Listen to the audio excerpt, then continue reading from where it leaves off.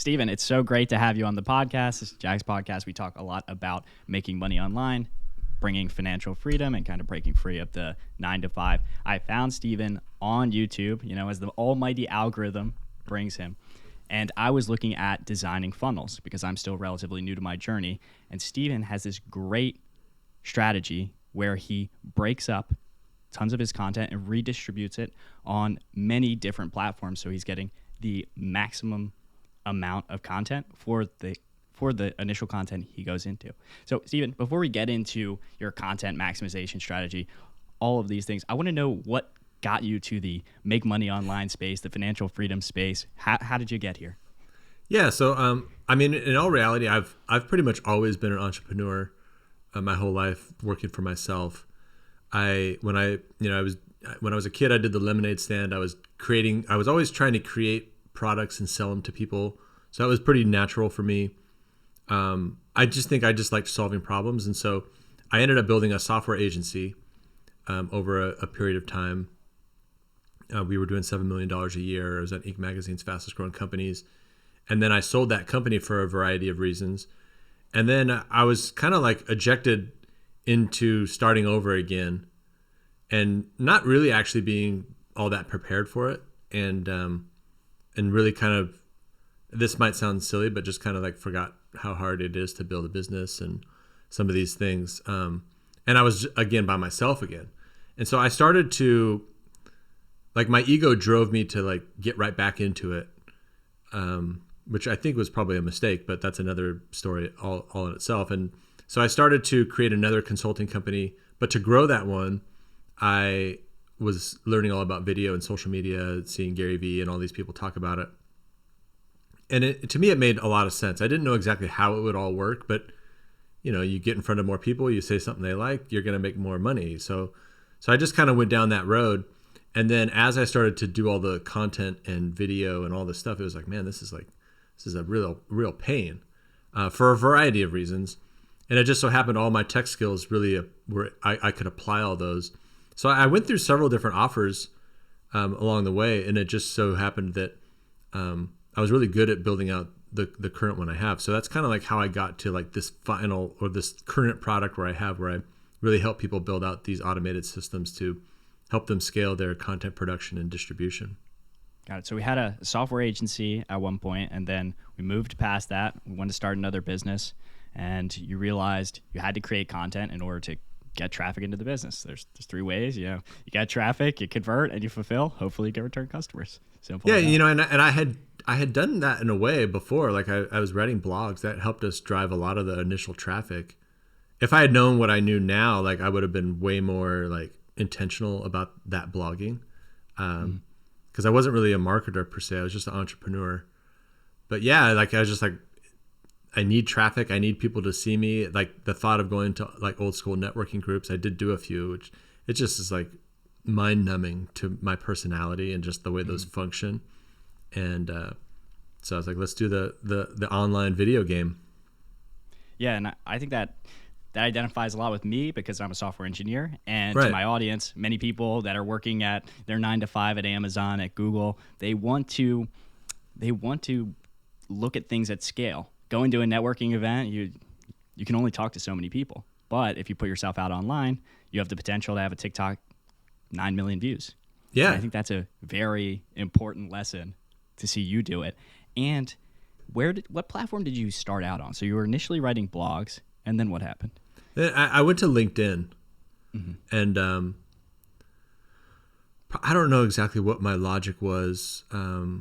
I hated Facebook, so I wasn't going to go there. I couldn't imagine myself doing that.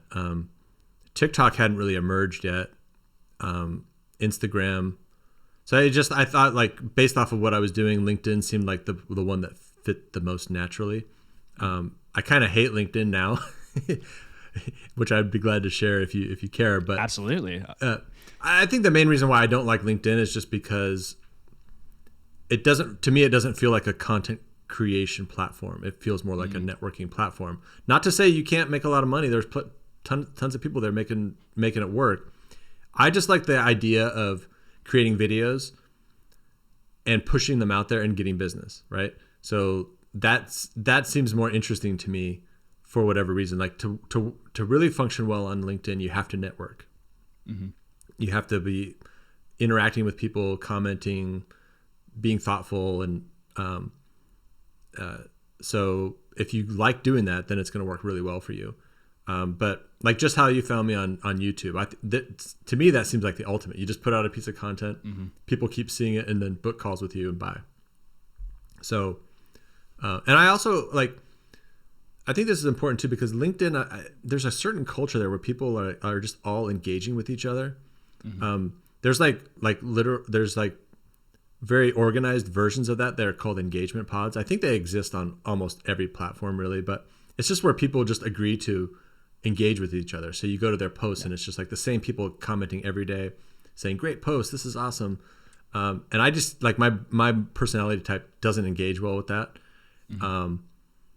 And so, that's kind of why for me, I could never just really get traction with LinkedIn the way I wanted.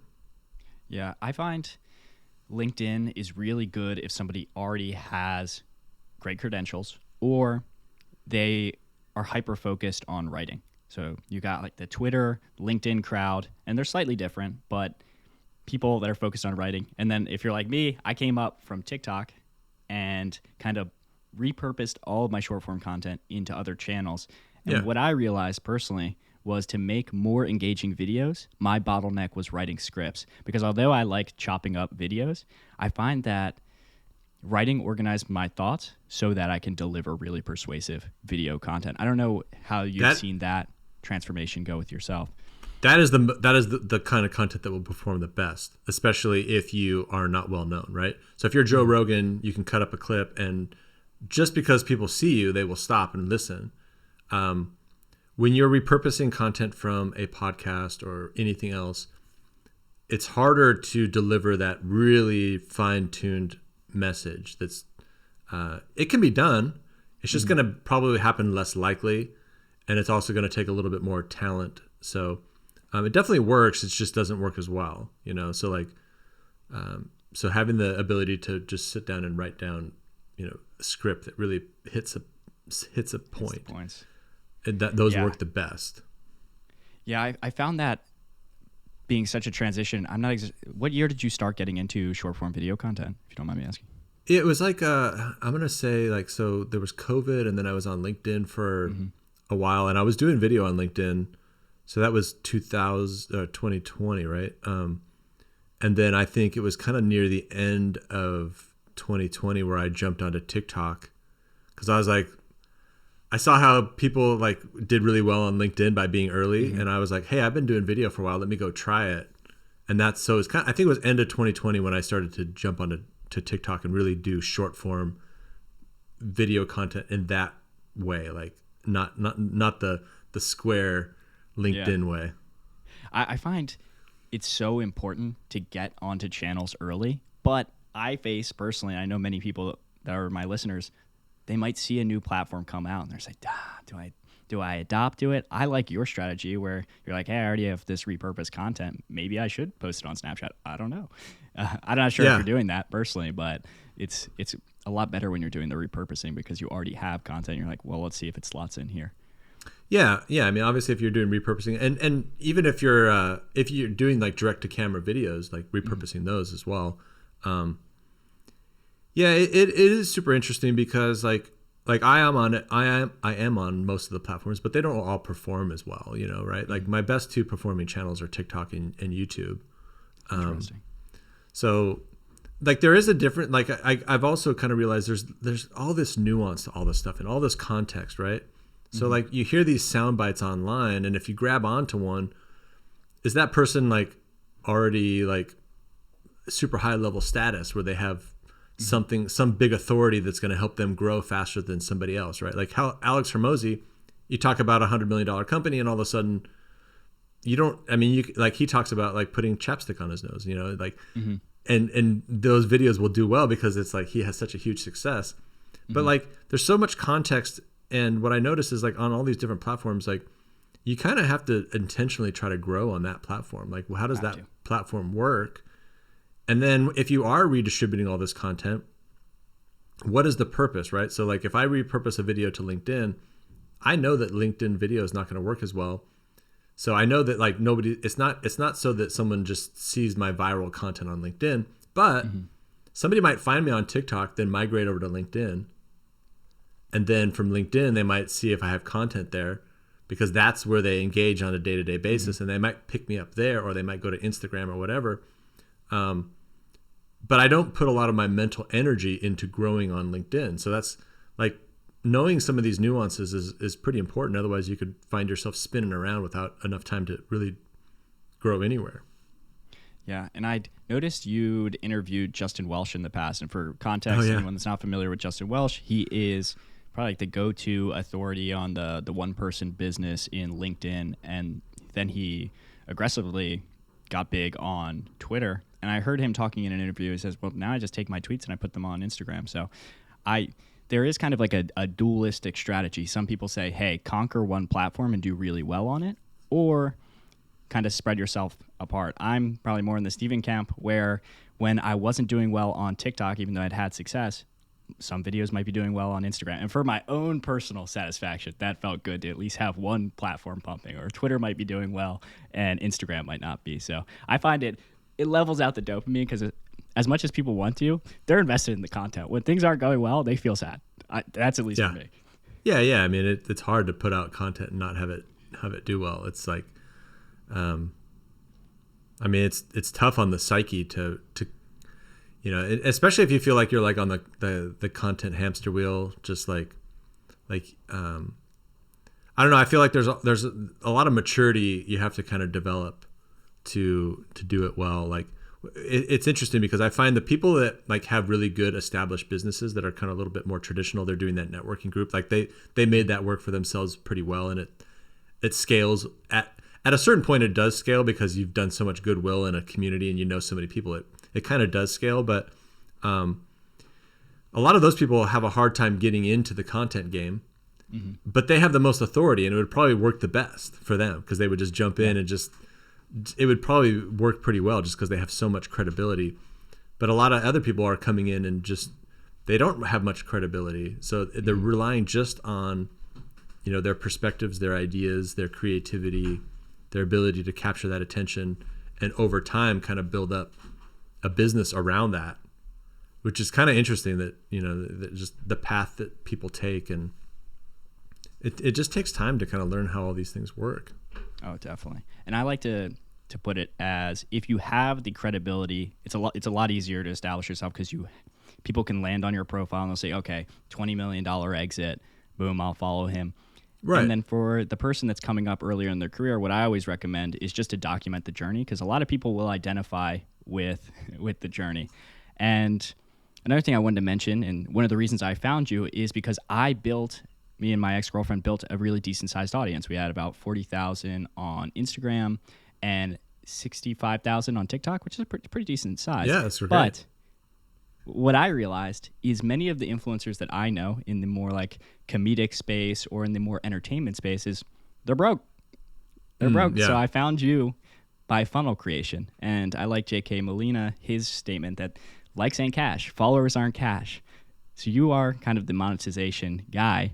How do you recommend people that are starting their journey kind of build out these funnels, build out that like online marketing sphere? Yeah. So like, it really does kind of come down to like having a good product as well. And I think to have a good product, like you have to kind of focus on that one thing. It's very easy to be distracted and to kind of come up with all these different offers. I think if you're doing like services for people, I guess services are a little bit different because you're really selling your time and your hours. But if you're going to productize something, like really mastering one thing is important. Number one, because it gives you your content focus. So like when we talked about like how if you have a $20 million exit or a $50 million, those instant credibility things are going to help. If you don't have that, then I think niche really helps a lot. And I don't mean niche as in like you have to pick an industry or something, but a problem and a solution that you're working on. Like, I'm kind of like I'm unique. Like I don't have a lot of people building out the same thing that I have. And so that helps me a lot stand out because, the things I'm saying are just literally different. and I'm bringing that whole thing. So I think being willing to go down a path for a while, like, and I'll tell you this, it was kind of hard for me to figure that out, right? Because I had one offer, and the one I have now is kind of more of an experiment. I was just creating this on the side, to help myself. And then I made TikToks about it, and then those were going viral, that side project. And I was like, man, like, it's so confusing. Like, and then I was hedging my bets, and that slows you down, right? Mm-hmm. So I think having an awareness of like what your passions are, what your skills are, being willing to go way down this rabbit hole that you have to kind of figure out, because it's very counterintuitive. It's like, it's way more successful to niche into something that you're the only one doing, mm-hmm. assuming that it solves a problem that people want, right? If you stay generic to kind of hedge your bets, then you just look generic. And it's as simple as that. And, like, there's lots of other people that will help you get on video, help you write a script, There's not that many people that are building out this cool tech to help you scale all this stuff. Yeah. And so specific, talking about niche, let's say for my demographic, it's maybe burned out 9-to-5ers that have a software engineering job. It's like, hey, I'm going to teach software engineers how to speak on camera, do content. Right. That's a niche itself. But yeah, I feel many people struggle with niche selection because they're like, hey, I have all these interests, and how do I niche down on one of them? I think that's really great advice. Yeah, and it takes a little bit of time too. Like, if you're starting and you just don't have one, like, you can't always force it. Mm-hmm. But I guess the real trick is just not being afraid to kind of start to explore and going down these different paths, like. But I would agree with you. Like, if you have experience at these like startups like Google, and you have a specific experience on how to help funnel those types of people down a path, right?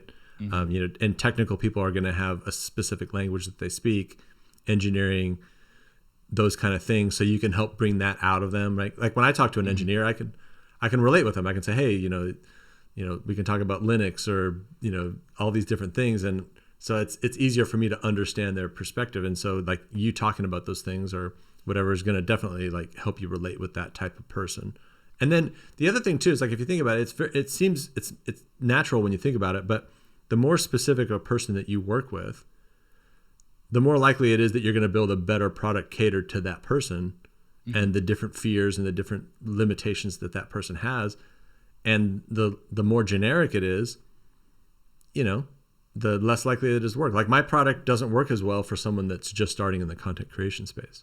Because mm-hmm. like you need, like, in order to use a machine, you need a big input to that. Yeah. So like the more content you have, the better the machine's going to perform for you, right? Like, if so that's like but like being okay with that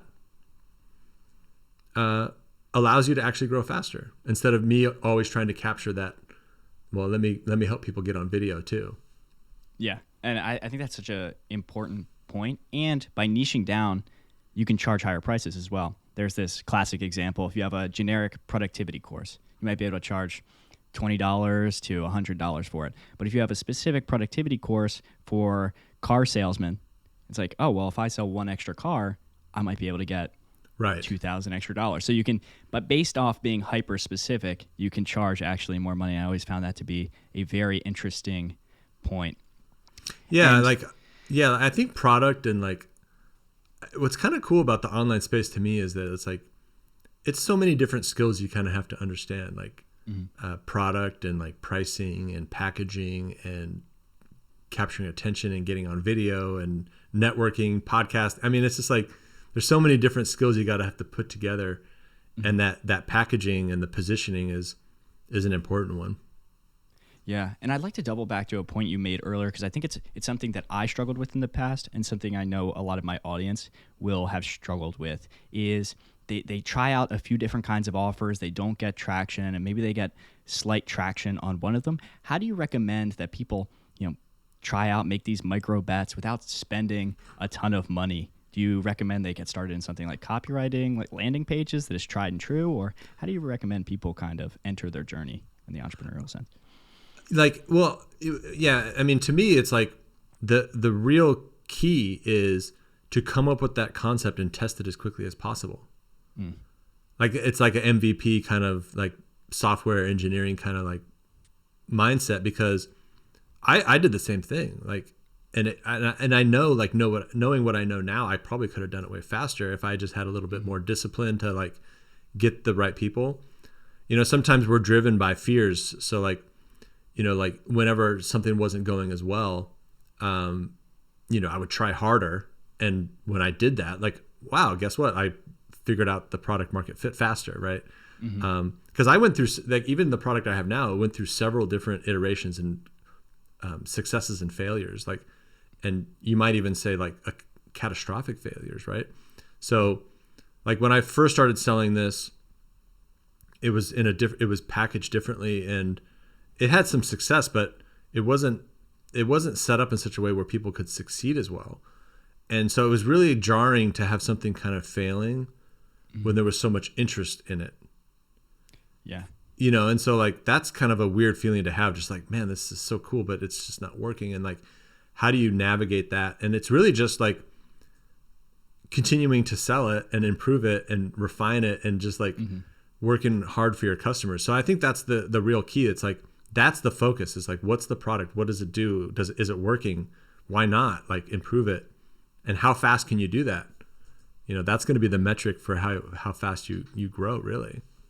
Yeah, I think that's so important. And honestly, I believe it to be a relatively unique problem where you have a starving market, you have traffic coming into it, and you're just like, wow, I need to improve the service or the product and fix it up. It's more of a software issue for software engineers, where you kind of have something and you have to keep iterating on the fly. It's very interesting. Now, we've talked a lot about the content database. Would you, in case anyone's not familiar with what exactly it is, would you mind just giving an overview as to what that is?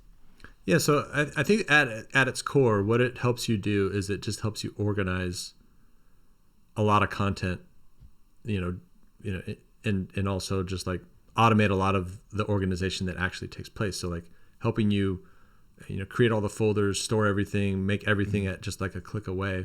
But it's helping you save a lot of time just by having everything organized. Then your team knows where things are. They're getting notifications. And so it's really a tool to help reduce the chaos of, you know, managing a lot of content and then saving a bunch of time and just like all the back and forth and, you know, the actual manual things that people have to do. And then because you're also organized, then you can also add on a bunch of other stuff. You can integrate with other APIs and take advantage of, you know, artificial intelligence to, you know, significantly boost like how much content you're creating and all that kind of stuff. So I think at the core, it's really just like a content organization and workflow automation tool. Yeah. And for anyone in the audience that is not yet on their content creation journey, let me just describe how a lot of content gets created so that you can see why this content database would be helpful to you.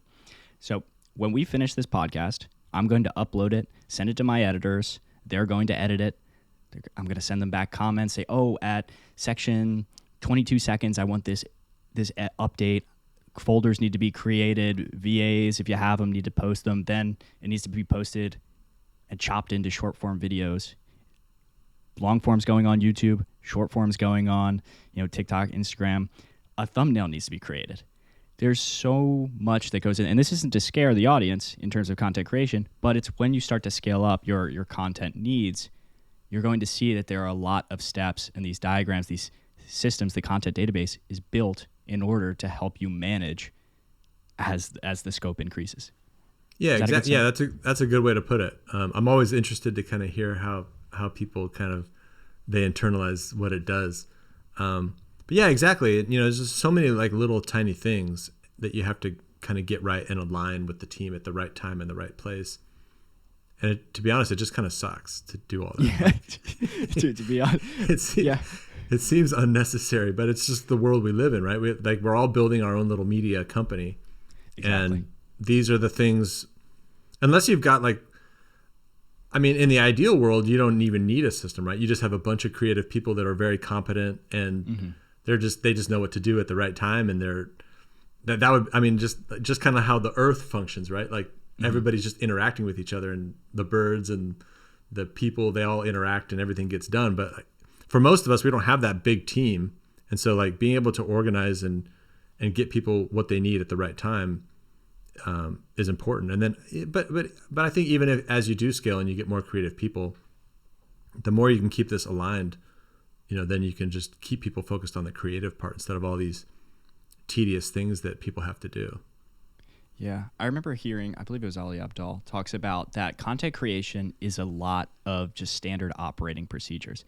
At its core, there are a lot of moving parts, but when they're written out, it's very easy to hand them off to people. So that's another thing I really like about the content database is it makes you get very specific about what's necessary to upload on TikTok, what's necessary to upload on YouTube.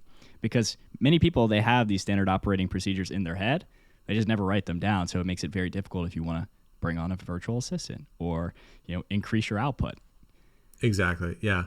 Yeah. And then the only thing you have to kind of watch out for is when do all these systems and processes get in the way of the creative process? Because it's like a double-edged sword that I have to balance sometimes too, because it's not just about content output. I mean, the scaling and the volume matters because the more you push out, the more people see it. But if the message is falling flat, it's not really going to help you out much, right? So you have to balance all these systems and processes with the ability for the team to kind of stay creative in the moment, improve, and not have the systems become these rigid things that can break and are brittle and then or they're so rigid that people can't be creative. Exactly. There, like a quick analogy. I thought I found this fascinating. I hope the audience does too. But I was listening to Joe Rogan. And he was talking to a farmer about systems, and the farmer had this interesting insight about how there's really kind of two systems. There's systems that are complex, like the Earth, where there's all these it's a system. There's all these things that are interacting with each other, but it can self-regulate, right? If one species dies off or it gets too hot in some other place, then people move and people fill in, they help each other. And the system doesn't break, assuming we don't get to too big of an extreme, like something catastrophic that wipes out the whole planet. But then he was talking about how like the food industry is like a system with a lot of complexity, right? So like everything has to work just perfectly. Like the person, going to, like picking up all of the food off the farm has to do it and put it in the truck at the right time. And the truck has to get there. And all of these pieces have to happen. So when I'm thinking about these content systems, I want that one that functions like Earth, not the one that's this chain that where if somebody's gone or if something breaks, that everything just falls apart. And so like I have that mentality as I kind of build this out, even though I'm a systems guy, but it's like there's a better type of system. There's two different types. Yeah, and I think that's such a good analogy. Systems are so important to keep in mind as people grow their business, as they try to scale and bring on more people. So we've talked a lot about how to manage, a content team, how to manage a content database, but let's talk a little bit about this, because we were talking about it off camera, is how to make really engaging content. Because even if we're pumping out 20, 30 videos and they're not exciting, nobody's going to watch them. So how do you recommend people become either more exciting in their writing, on camera, just become more engaging in general? Yeah. So there's different parts of this too, right? Like there's the entertainment part, like you're just truly funny or creative and you come up with those. Like that's not necessarily me. So I can't really speak to that. Every once in a while I'll have a humorous thing that I can throw in there that just kind of comes in for whatever reason. But like, I think it does come a lot down to just knowing your audience really well. And so like I'll explain kind of like the path that I've found that I think kind of illustrates this, but there's a depth to the way people understand things. And so when I was making a lot of videos on TikTok, I had a wide variety of content, but whenever I would show like my systems, and I had different systems, right? I had systems to create content, to come up with ideas, to the Airtable stuff and automations. But when I would get on a sales call with somebody, people were like, "Oh man, I saw your system." Mm-hmm. And so number one, it's really listening to like what people are reacting to. And it's hard in the beginning because you don't have a lot of people reacting, but like you have to fight through that initial stage to get some of that initial feedback till you get somebody on a call, and then you can kind of investigate further.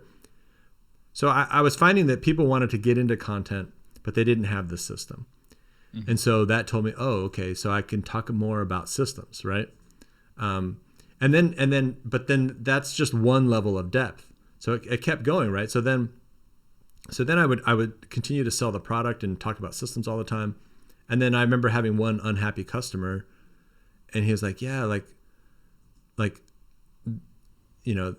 basically what he was saying was like, I wanted a system, but not that system, right? Mm. So I started to learn like, oh, wait, like system is a very generic word. What type of system were they looking for? Was it to create scripts, or was it to scale this or to scale that?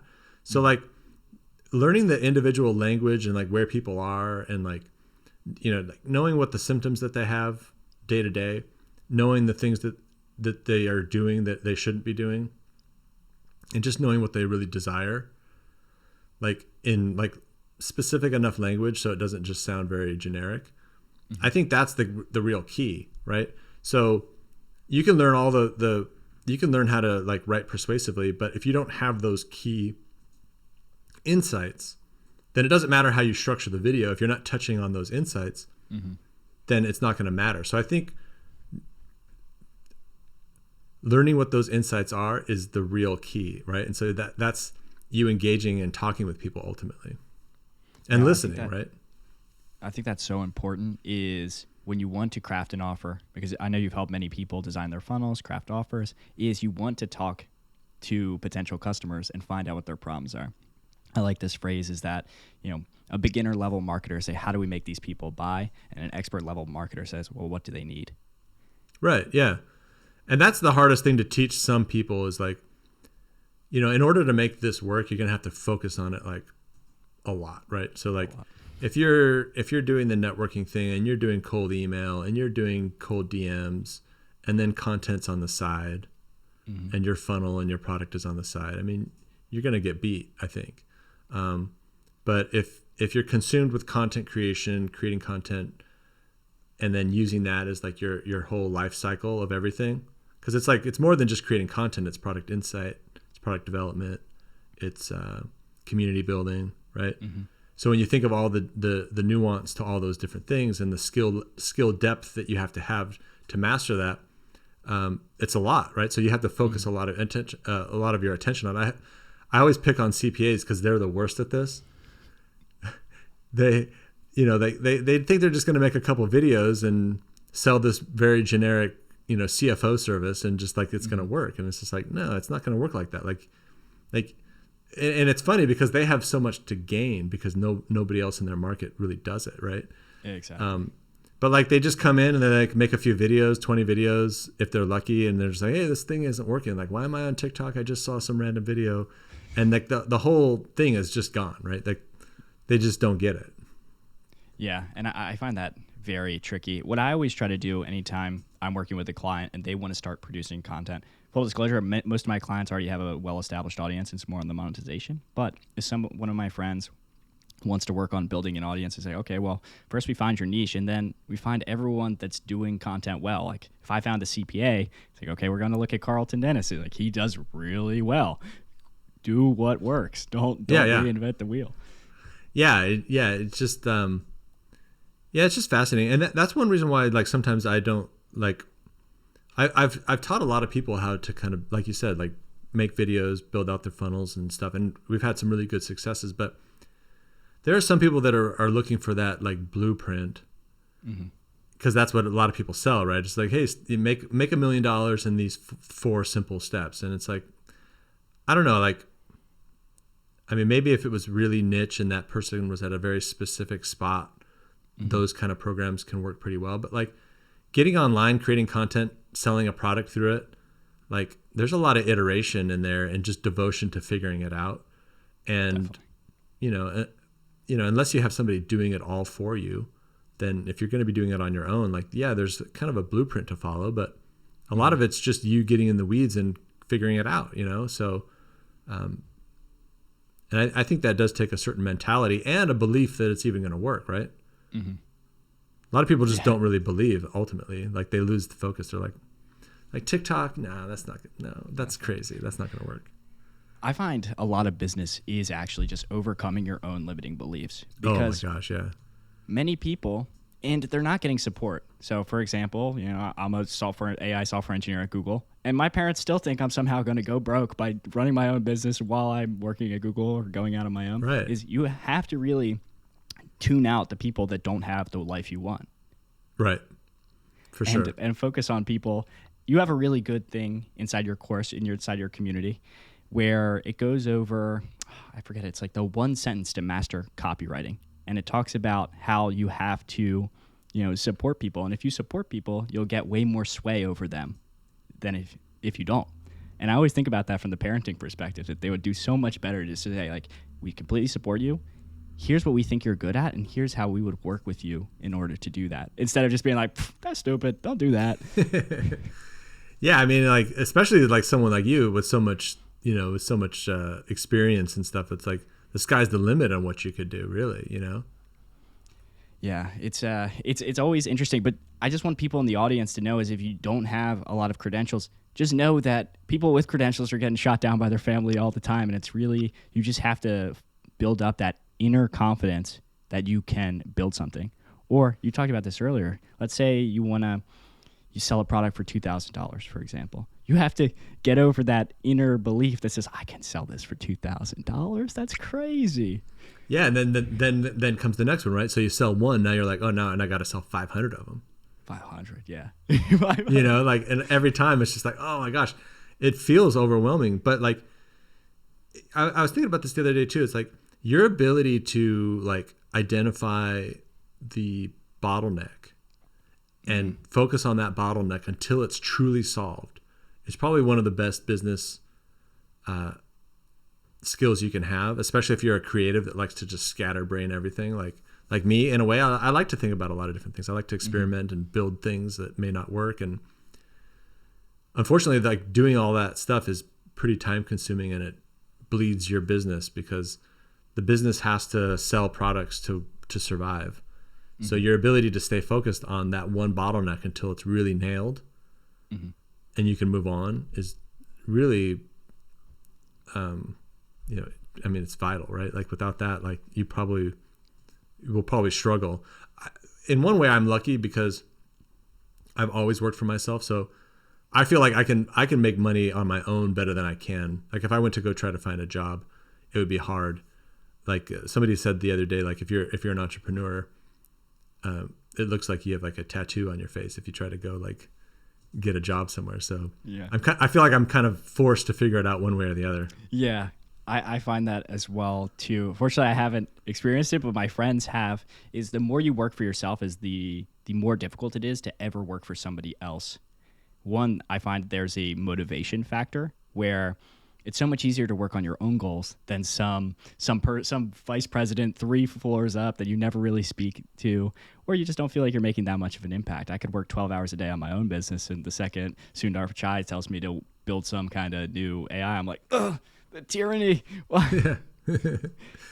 Yeah, exactly. And plus just like, what's their perception of you? Like, exactly. Like, why are you coming? Why do you want a job now? You've been trying to do this entrepreneur thing. Like, and your skill sets are never going to match up either. Yeah. It's just like, cause you've been doing all of these different things and they just want to know, hey, do you know Python really well? Yeah. But I also often find that you develop such a good skill set being an entrepreneur because you are having to do everything, and that the longer you work in a job is the more it just trains you to be an employee and not to run your own thing, because you don't really learn. You might learn people management if you're like the CEO or if you're in the C-suite, but you're not really learning copywriting, marketing, sales, and at the very beginning it's all you. Yeah. And I want to double back to what you said about bottleneck analysis, because it's so important for people in my audience that are trying to start their own business. When I first started, I was so hyper-focused on content because that's what I was successful with in the past. But content itself gets you leads. Are you talking to the leads? Are you actually, you have like a landing page that they can go to? And it's so important to focus on the thing that moves the business forward. So could you talk a little bit about like how you do bottleneck analysis and what people should be considering when they're saying, hey, what should I be working on? Yeah. So, I mean, for a lot of new businesses, it's just going to be lead generation and sales, right? So, yes. You know, like I think it's it's kind of getting, I think part of it is just accepting the fact that you have to master this thing that you don't really want to do. Right. Mm-hmm. Like, cause I think a lot of the time these things are actually pretty obvious. It's just like, I don't have any customers, but somehow our brains let us like do something else. Right. Yeah. And you're like creating all these blogs, or you're creating new websites. And so like you kind of have to like just map out like, how am I literally going to get a customer? And then if I get them on the phone, what am I going to sell to them?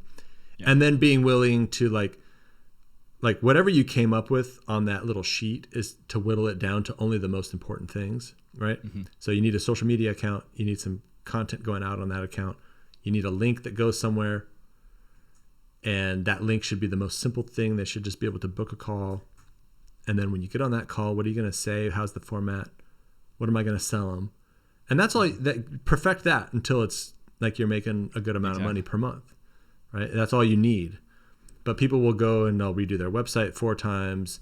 They will, they'll procrastinate on like what video do I need a DSLR or do I need my cell phone? You know, and there's I think it's probably different for everybody, but there's something that is causing you to not do what you have to do, and so just being honest with yourself, I think, is a core thing. Keeping it simple. And then, obviously selling something that actually makes sense, and here's the other thing too, is like, especially if you're early, like you might not have the experience to put something, big high ticket thing together where it's 20 grand or 10 grand. Maybe you have to start a little smaller, and being aware of that. I think some people want to jump right into coaching when they haven't really done much. Mm-hmm. So that's going to be hard. Definitely. I mean, like coaches are supposed to be experienced at something, so you might have to sell something and do some other work first, Yeah. I often recommend people, now looking back at my journey, that they start and they try to start their own business. Let's say they try to start a coaching business. Maybe they got fit in the past, and I don't personally love fitness business because it's usually not the highest amount of money you can make from it. But you'll realize along the way, people need a landing page, or they need Stripe accounts. So yeah, maybe you can design a very simple funnel. Or hey, I don't really like hopping on sales calls, but I'm really good at setting up sales calls in the DMs. Boom, you can sell some scripts on that. So the more you work in the business entrepreneurial space, the more you'll see areas that you struggled with and that you solved that you can then help other people with. I often hear this dubbed as the 2-year test. Like, look back 2 years, what did you solve? And then go help somebody that was in your shoes. Yeah, and like, did you enjoy working on that problem? Exactly. That's going to be an important one. There's probably a few people out there that they're just like these pure business people that they're just these machines. They're like, I don't care what problem it is, and they can just build a business around it. But that's not me, and I don't think it's most people. So I think that's important. And then I also think like picking a target, like we talked about, like, because people have different pain points and they see things in different ways. Like some people are willing to do a lot of the work themselves and figure it out. There are other people that will want nothing to do with that, and they're pretty much they want someone to come in and just do it all for them. Mm-hmm. And if you don't know the difference between those two things, they both want the same thing. Like there's lots of people out there that want content, but they want it a different way. And then there's that interesting thing. This is like just another subtlety, but like there are some people that want content, but the way they are going to execute it will not get them the results they want. And so even if you got someone to buy it, they're not going to get results because they don't put in the time, or they just kind of half-ass it, or whatever it is. And so that market will never develop for you because you'll never get, you might not ever get it off the ground. You might not ever have a success. And like there's always this idea of like early adopters, the people that will buy your products in the beginning, but you need some real successes to get out of that. Yeah. Like there are people that will just kind of skim along and they're always creating new products and selling them, and they never get out of that. And so, you have to have the discipline to say, hey, I have to get somebody some really good results here at some point, or this is not going to work. Yeah. And I think that's such a crucial point. And even though I have a lot of experience, I didn't have a lot of business experience. So I worked for influencers for free for months setting things up. And I know if people are in situations where they can't do that, I totally sympathize with that scenario. But oftentimes to get testimonials, you got to do a lot of stuff because you're learning too. Why would somebody pay you to learn something that you're learning? And there is a consulting philosophy, say one step ahead of the customer, but honestly, if you're not many steps ahead of the customer, sometimes it is worth it to work for free. Yeah, for sure. Because like once you start infringing on someone's time, or like there's a slight there's this point where you could kind of just be annoying to that person because you don't quite know enough, and it just always seems like you're experimenting. And if the person's okay with that, maybe that's a person that you wouldn't be able to get good results for anyway, right? Because they, maybe they don't have a business to grow yet either. So or that is the testimonial, and you're kind of using them as an experiment. Some people are just happy to have someone along with them on the journey because they're new to the coaching space. They don't even know coaches exist. Because we're in the space, we think everyone knows. I could walk down the aisles at Google and be like, hey, you know what a relationship coach is? You know what a business coach is? And they'd be like, what are you talking about? Yeah, but it is interesting. It's like, I think there is a little bit of a bubble in the coaching space because it's a lot of like, it's almost like somebody that made money that just sells how to make money. And there's that kind of like that chain to it, which I'm not saying is entirely bad because obviously there are people that can really help you make a lot of money. But I think that will thin out over time. But the coaching space is probably going to continue to grow, or these kind of niche businesses, like, because like I think what's going to happen is like at a certain point, like there's all these smart people in these companies that are going to be like, like I could probably do my own thing and like niche down into this thing and do better than you can do for me, and like you never pay me based off of like what I do for you. It's just this flat fee, and I think people will wise up. And then a lot of these people that have a lot of experience, the only thing that they're really going to have to master is how do I get clients and how do I build a product around that skill? And I think that'll continue to develop. And I think at some point we might have a world where there's much smaller, companies and groups kind of just all helping each other in these little unique ways, which has been made possible by the internet, right? We can all, like, it might have been hard for me to sell this kind of product, well, especially because content wasn't as popular, but I can find a pretty niche audience online now. Whereas like, back in the day, it might've been harder for someone like me to find that little niche. So like, there just wasn't enough people to buy it. But now niche services can reach enough people to make them viable, which is pretty cool. As long as you have that mindset that's going to dig, you got to dig for it. Right. But it's there and then you can do it. Yeah. The 1,000 true fans idea where it's, hey, with the scale of the internet, you really only need 1,000 people into what you're selling at the right price point, of course, to make a good living, make a decent sized living. I think that's one quick thing on that note, like the right people is so important, right? Because like the more you get a group of people together that are like-minded, especially like if you're talking about community building, the better the community is going to do. So like I'm starting to think about this in terms of my community as well, which is like, it started off a little bit more generic, which is like all things content, funnels, and all these different things, which is great. And it's got more than 2,000 members in it now. But I'm starting to think, hey, like if I were to continue to niche down and really just focus on the piece that I was really good at, and it was like content production and distribution, these tools, automation, and I kept it more niche, and it was just more people just talking about those specific things, it might actually be a better place for those people, as opposed to a lot of people that are coming in just saying, hey, I'm just starting my YouTube channel, I'm just doing this. Not that I'm saying that those aren't people that I don't want to help, but it does create like a dynamic where there's such a wide range of things that if you were interested in that scaling piece and you just saw people talking about real basic questions, you might get more, you'd be like, hey, is this really the place where I want to be?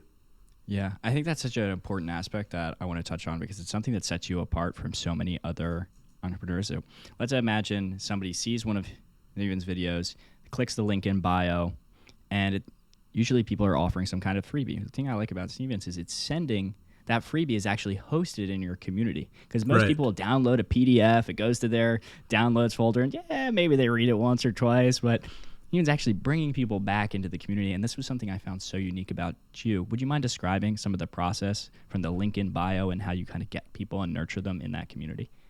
Yeah. So the basic format is that if you find me online and you click on my profile, it's going to give you, like you said, a freebie. It's going to be a combined, like, hey, I'm going to send you this freebie in your email, so make sure you give me your real email. That's kind of like I think I'm also, what I'm giving away is unique enough that I think that helps a lot. Like most people that get to that page go through. Well, not most, I would say. It's like 20 to 30%, which I think is pretty good for an opt-in page like that. And then you get the email.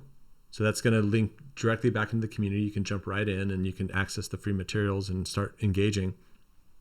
And then after it sends you once you put in your name and your email, it also sends you to a training, which is going to show you a video that will support the freebie. And then of course you can just click the link and buy something from there. So that's like, it's actually a pretty traditional funnel. But it's also pretty basic, and it seems to be working pretty well, So I think he's even selling himself a little bit short, because I've looked at many funnels and I don't often see this. So some you might see, they'll have a link to a Discord group, but it's so chaotic. The really great thing about Stevens is it sends you into the community, but then he has a bunch of courses in there. And the more you participate in the group itself, shout out to Sam Ovens for creating this, it will unlock more content. So he's getting people in with the freebie, but they follow through with the courses, and all the while there's cross promotion of his content database to say, hey, you clearly have an interest in content. Would you want to sign up for the database? Would you want to sign up for the one-on-one calls? And I think it's a great system for getting people in, and then providing them value, because you might go into a Discord, I don't know, it's chaotic. But here, Slacks and Discord are hard for communities. I think I've seen ones that are pretty engaged, so that's pretty cool, and those can obviously work well. But sometimes you just get people talking past each other. What you're kind of mentioning too is like this concept I have of called like strengthening the funnel. So you diagram your funnel, right, and you build out this initial thing. But we talk about like your bottlenecks, right? So like if your bottleneck is like I need this many sales a month, right? Like you finish that funnel, but then you got to go and just like continue to attack all of the places, right? Like, oh, I'm selling too many products. People are getting confused, right? Like the more like you get DMs from people saying, hey, like, what's the difference between this one and this one? Like, yeah, you can get on a call and articulate that to somebody, but it's better if they don't have to ask that, right? It's so clear that they don't. So like when you have that funnel, you have to be able to kind of then continue to dial in each of the steps and the processes. And so what you're describing is me having done a lot of that, the cross promotions, and how can I make it more simple and make it more obvious, but not turn people off because they think I'm selling them something. So once you get this funnel set up and it starts to work, then you got to dial in and keep going and go deeper. Like, is your email sequence good? Are people unsubscribing from this email more than others? And man, it's like it's a ton of work, man. Yeah. It just never ends. But that's why you got to focus on one product, right? Because as soon as you switch the product, all of that work is just destroyed. Absolutely. Because the funnel is all based off of all of that. Yeah. And for people that are listening, and if this is too into the weeds, let me know from a direct message. But essentially what we're talking about is somebody clicks a link in bio, they go to get 5 tips on persuasive communication, 5 tips in order to produce more content. They go into the community, there's courses there, and they walk you through how to be a content creator, all things on brand. And then there are unlockables where it's, hey, you can sign up for this course, you can sign up for this content database in order to get more. And one thing I've noticed, and we talked about Discord, we talked about school, and these community-driven examples, is how do you keep people engaged in the community itself and keep coming back to school? Because Discord is actually a traditional place that people go to because a chat app. School is more like a Facebook page, if anyone's been there in the community. Yeah, so that's a hard one, especially for me, because I'm not like a natural born community builder. Like I'm kind of introverted and I kind of like being in my own space and just building stuff. So I feel like I struggle with this one, but I think it's like, it's making a few friends with a couple of the people in there and finding a few people that will continue to come back and engage and post.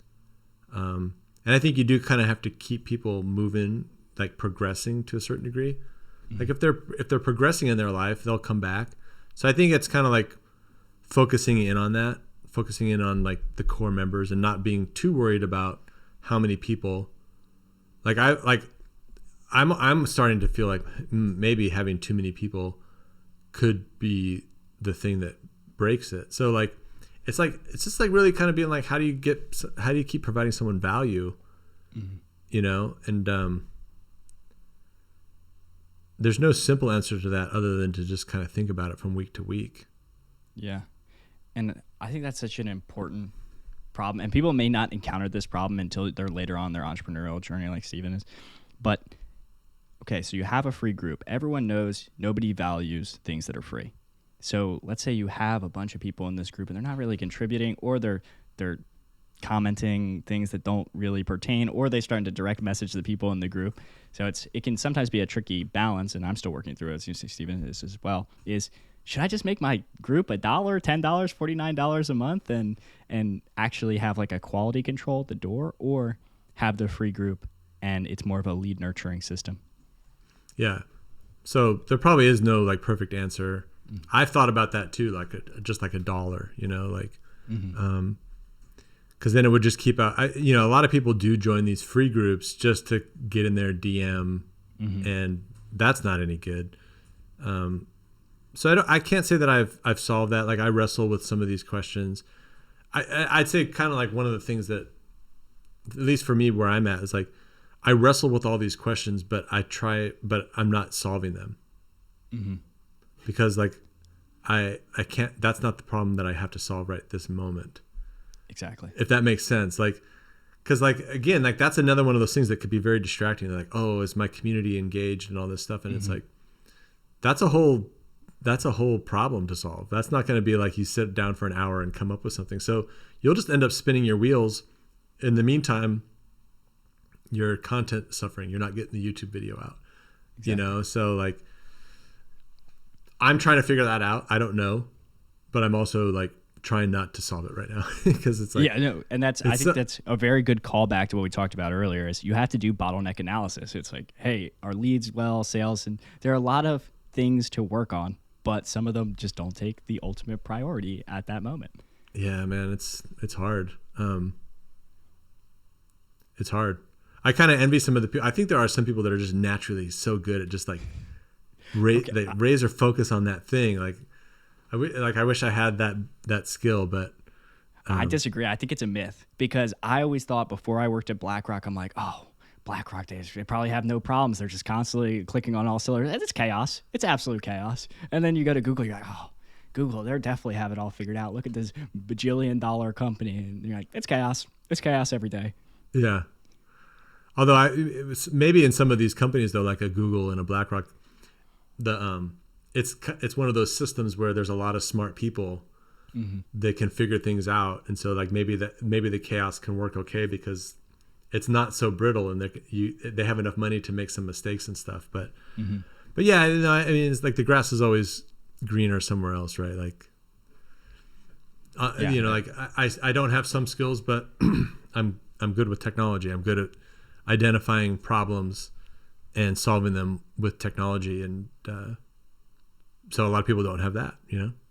Yeah, and it's a great example. You take the skills you have, and you're like, oh well, maybe I'm an engineer. I'm an engineer at Amazon. I don't talk on camera. That's a skill you build, and you kind of find out where your bottlenecks are, and you just attack those. I think that now that we talked about it more, I think bottleneck analysis might be one of the most crucial skills you can have.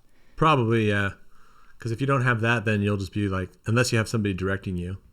And then like, and like leadership and some of these other things, like, and also not talking yourself out of being able to do stuff. So like, it would be very easy to say, I can't do that. I'm not good at that. Like I don't really consider myself like a natural born leader, but I could definitely be like a better leader than a crappy leader. You know what I mean? Like, Definitely. and so I have to take specific actions. And you know what's interesting is like it's usually not that much work. It just feels so uncomfortable, and you don't want to do it. But you know, like showing up to a meeting every week and telling your team, you know, hey, here's kind of what the vision is, and here's what we're doing. Here's some of the things that we need to work on, and keeping people kind of aligned. That isn't really that hard, but if you don't like doing that thing, it could be kind of scary to do that. So, Absolutely. So like, you know, allowing yourself to kind of move into some of these areas that you tell yourself you can't do, but you actually can do a decent enough job until somebody else could do some of these different things. Yeah. And I think that's such an important point, and it kind of doubles back to what we were talking about, is a lot of running a business is mindset work, where you're telling yourself you're bad at it because you're comparing yourself to Elon Musk, or you're telling yourself you're bad at it because you're comparing yourself to people that aren't working at your business. You know, we always see the faults in ourselves, and it's tough to like be like, oh no, I'm really good at automation, or oh no, I'm really good at funnel design. I think that's just such an important point. Yeah, and maybe that's actually kind of like what's ultimately the fun thing for me, is just like it's really just a big long self-improvement kind of journey. I still need to master exercise, and there's these I do feel like I have a couple of like little things that if I could just master these, or not, if I could just like do them half as well as I can right now, that 99% of the issues I deal with would be gone. And of course you'd be at the next level, and then new things would appear. But I do feel like there's a couple of fundamental things I'm working on right now that I'm taking different approaches at than I have before, because the other approaches that I took didn't work. Right. So I'm like, at a certain point, your brain's just like, man, I've tried this so many different times, so many different ways. Like I got to attack this from a different angle. And like, for me, I think it's like being able to focus on one thing and really nail it, and like having some patience. Because I think those two things are hard, right? Like if you're not patient, you move on. And I need to focus and have patience to kind of stay on something. Because it feels so weird to just let chaos happen. Even though it's probably not chaos, it feels weird to just not do something when it feels like it's so not the way you want it. But when you do it, you improve this one other thing really well, and then all of a sudden that catapults you into the next level. Whereas if you kind of try to do all these different things, it just, for some reason, like, you might not even have that awareness as to why it's just not working and why. Yeah, I think that's so point. You touched on so many things that I want to quickly say is you essentially, at times, because you see things going wrong, or they might not be that wrong, but maybe you're ignoring your love life, or you're ignoring your health to a degree, is there's the three perennial desires. There's better health, more wealth, better relationships, right? But I think there's seasons of life for everything, and you can't focus on it all at once. You can't focus one on email optimization and focus on the content and focus on 12 other things. You kind of have to just be like, okay, the fall is for like, we're hyper-focused on email marketing, or we're hyper-focused on a few different things. And I just think that's such an important point that you touched on. Yeah. It's hard though, but yeah, I do think it's important. And I want to be cognizant of your time. I know we're running up, but you're very successful on YouTube, and you're definitely growing your account. Are there any tips that you would give to people looking to grow their account? On YouTube specifically, the thing that I thought is actually pretty cool is like, the more I sit down and really articulate that video, the better it does. The more lazy I do it. I mean, I've had a couple of like lazy videos that did pretty well. But if you spend an hour like really scripting out what you're going to do, it does better, which is kind of cool. Like sometimes I'll do that on TikTok, and like, it's so random. It probably isn't as random as I think, but that's what I thought was pretty cool about YouTube, is that, and definitely shorts as well. Like they work really well. Like you'll have ones that don't, but definitely use the shorts. Definitely like articulate your videos. And then I have been noticing that what does well on TikTok isn't necessarily what works on YouTube shorts. 100%. So yeah, you can post them all, whatever. But if you have the ability to kind of like hone in on what the difference is, then you'll be able to produce more for one or the other, right? So I think using the shorts, learning what works well, and I don't know that it's the editing. You know, like sometimes people talk about, oh, you need to edit the clip to be appropriate. But to me, it's been more about the topic. Like certain topics do better on, like my systems one do really well on TikTok, where I'm like screen sharing stuff and doing that. When we repurpose those to YouTube, they go flat. But when we do these more repurposed podcast clips, where I'm kind of in the zone talking about something, those work better on YouTube Shorts than they do on TikTok. So, and then just making a good video. That's the main thing on YouTube, which I think is, that's actually really a benefit. It's hard because you're like, oh, I got to make a good video, and you might not want to spend the time to do that. But it's kind of nice to know that, hey, if I put in more time, I'm going to get triple, quadruple the number of views that I otherwise would. And to know that like a YouTube channel that has 3,000 to 4,000 subscribers can generate a good amount of revenue. Yes. I would say it's actually way more valuable to have 3,000 subscribers on YouTube than to have 60,000 plus on TikTok. One Probably, is just based off the length. Somebody that listens to your full podcast is way more likely to buy from you than somebody that saw a 15-second clip of you, even if they did hit the follow button. So it's really the more touch points or the more time people spend with you in their ears, the more likely they'll be a customer. Yeah, totally, 100%. Yeah, that makes a lot of sense. And Steven, I want to really thank you for taking the time to talk with us. Is there anything you want to touch on, anything you want to shout out, your social media, your free community? Yeah, I think probably the best place is to jump over to the community. It's at school.com, SKOOL.com/content-academy. And that's probably like the best place. I mean, from there you can find everything else. And plus, but from there you can message me or talk with me or post a question. And so there's a lot of ways to get value from that place. Amazing. So I'm in the community. I'm engaging. I've in the past, I've asked questions about landing pages, about like YouTube optimization. I highly recommend joining Steven's group and to check out his YouTube channel. I've gotten so much personal value from building my business, and I've learned so much from him. So I just want to thank you again for coming on here, and I really appreciate it. That's so cool, man. Yeah, I appreciate you saying that. Like sometimes it's when you make all that content, you forget that people are enjoying it. So like hearing those stories is actually really important, and I appreciate you telling me that. Yeah, absolutely. Well, thank you again for coming here, and this is Jack's podcast out. Yeah, thanks so much. Appreciate it.